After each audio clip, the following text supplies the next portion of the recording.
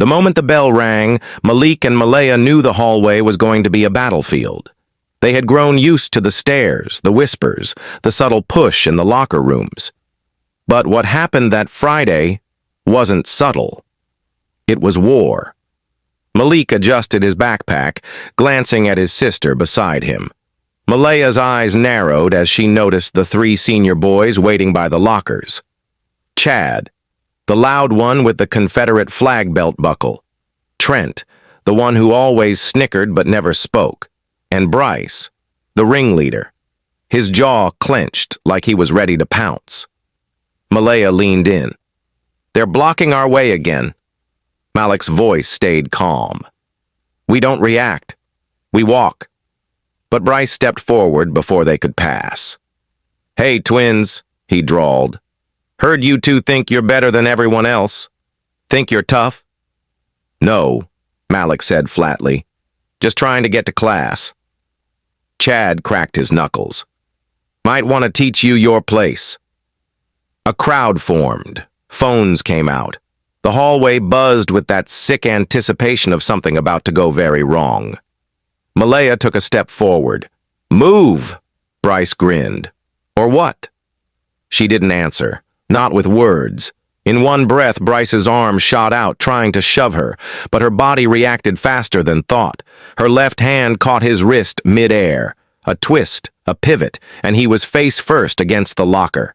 The sound echoed through the hallway like a gunshot. Gasps. Phones now raised high. Malaya let go, stepping back as Bryce stumbled, red-faced and furious. "You!"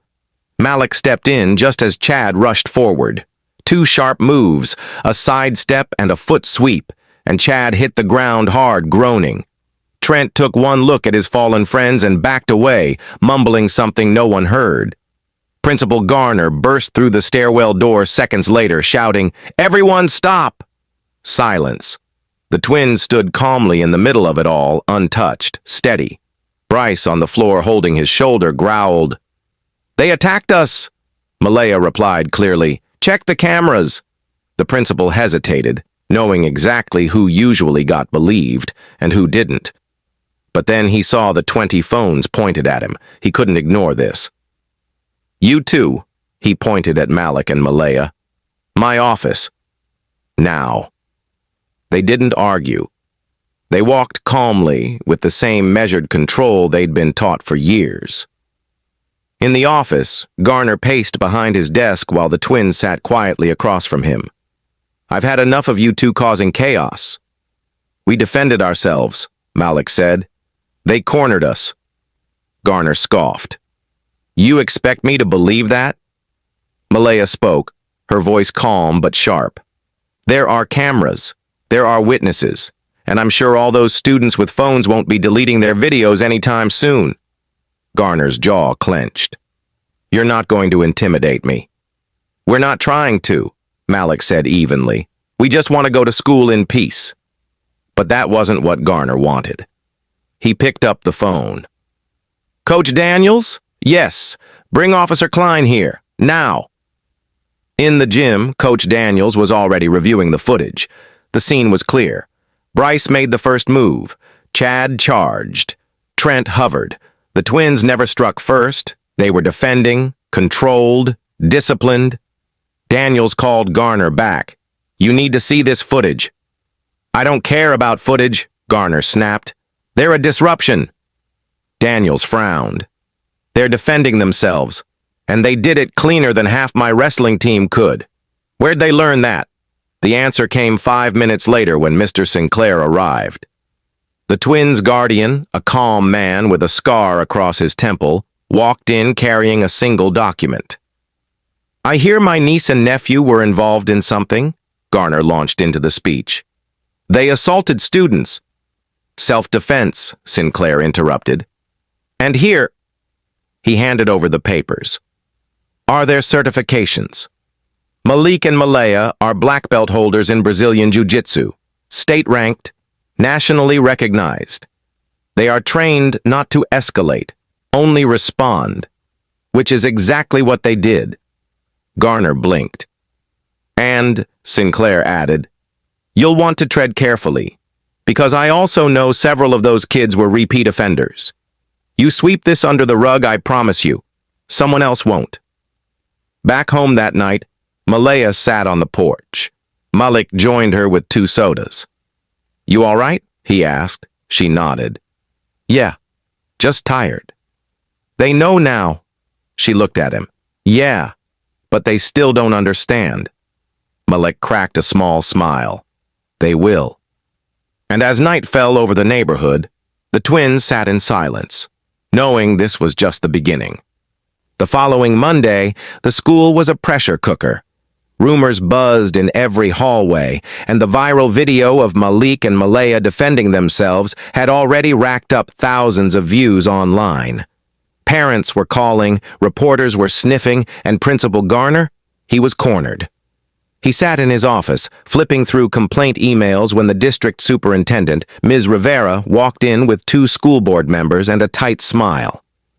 Let's talk about your recent disciplinary actions, she said without pleasantries.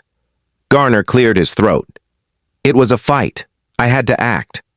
It wasn't a fight, Rivera replied coldly.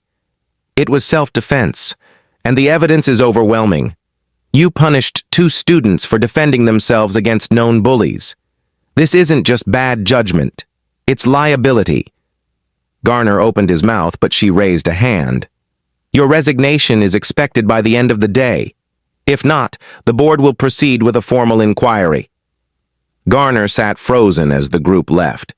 Just like that, the man who spent years ignoring the harassment of certain students was done. Across town, Malik and Malaya were home, still on temporary leave from school. Their uncle Sinclair had turned the living room into a makeshift dojo. A padded floor, training gear, and printed pages with martial philosophy quotes covered the walls. It's not enough to win, he reminded them as they practiced. It's about knowing when not to fight too. Malaya jabbed, blocked, and swept Malik to the ground with a grin. I think I've got that part covered. Sinclair chuckled. You do, but the world doesn't always listen. You make it listen. Later that evening, a call came in from the school district. Rivera herself spoke to Sinclair and the twins on speakerphone. We'd like you both to return, she said warmly. We've removed the disciplinary record, and we'd also like to formally apologize. Malik looked at Malaya. Thank you, he said. But if we come back, things have to change, for everyone. We agree, Rivera said. We want your help. The next week, the twins returned to school, no longer quiet, no longer underestimated. This time, they walked in with the confidence of those who had stood their ground and changed the system. A student panel was formed to report bullying. Staff members underwent new anti-bias training, and Malik and Malaya led a new self-defense class for students who wanted to learn how to protect themselves with discipline and control. One afternoon after class, Trent, the 3rd bully who never jumped in, approached them in the hallway. Hey, he said awkwardly. I just wanted to say, sorry. I didn't know you guys were trained like that. I didn't know a lot of things. Malaya looked at him. It's not about knowing we're trained. It's about knowing not to target people in the first place. Trent nodded slowly. Yeah, I get that now. Malik extended a hand. Then prove it. Trent hesitated, then shook it. By the end of the semester, something had shifted. The hallways were quieter, the mocking whispers had faded, and in their place was respect, not out of fear but understanding. Malik and Malaya didn't need revenge. They had something better: dignity, justice, and the power to shape the environment around them. And though they still trained every day, still wore their black belts proudly, the greatest strength they carried wasn't physical. It was knowing who they were, and never letting anyone take that away again. Back at home one evening, Sinclair sat with them on the porch. You two made me proud, not because you fought, but because you stood tall afterward. Malaya leaned on her uncle's shoulder. We're not done. There's still work to do. Good, he said, because the world needs more fighters like you, smart, strong, unshakable. And in the quiet of that moment, the twins smiled. They hadn't just survived, they had transformed the battlefield.